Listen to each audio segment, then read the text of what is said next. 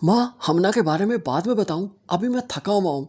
अब माँ को पूरा यकीन है वैसे तो कि मेरा अबू बकर ज़रूर रायता खिलाएगा, लेकिन माँ ऊपर से इतनी कूल बन रही है और कह रही है हाँ हाँ बेटा तुम आराम करो, थके हुए होगे।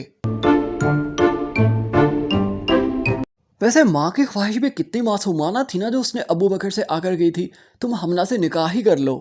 इससे आशिकों की ज़िंदगी वैसे बहुत आसान हो जाती।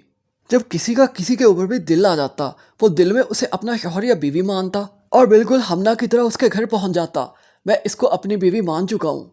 और फिर लड़की की माँ अबू बकर की माँ की तरह सर पर हाथ रखकर प्यार भी देती और साथ ये भी कहती बेटा जानी इसे लो और यहाँ से दफा हो जाओ। देने दिलाने से भी जान छूट जाती।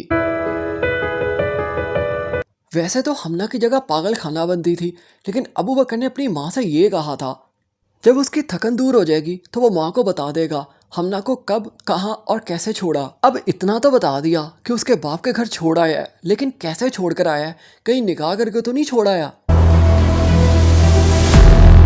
अब 4-6 एपिसोड के बाद जब अबू बकर और ज़रियाब की सेटिंग होने लगे तो हमला एक बार दोबारा से एंट्री कर रही है और आकर बता रही हो ज़रियाब को मैं ज़रा सी अबू बकर की बीवी हूँ, लेकिन अब की बार हमला के पास निकाह नामा भी हो।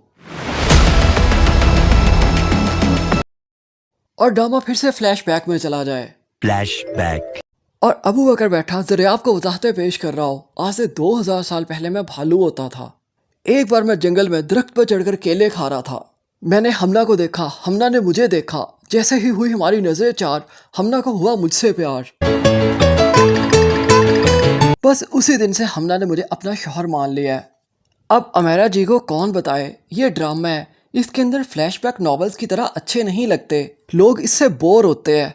जैसा अबू बकर है उसकी थकन ख़त्म ही नहीं हो रही, ऑफिस जा रहा है, अपने सारे काम कर रहा है, लेकिन ये नहीं बता रहा उसने हमना का आखिर किया क्या है। लेकिन जामिल की माँ की एक और लॉजिक भी चेक करें, वो ये कह रही है जामिल घर से बाहर गया है तब उसका मुल्क से जाना बहुत ज़रूरी हो गया है। आज तक तो ये सुना था कोई अपने घर से भाग जाए तो उस पर पाबंदियां लग जाती हैं, अब तूने घर से बाहर नहीं निकलना। लेकिन जामिल के तो मुल्क से बाहर जाने पर स्टैंप लगाई जा रही है।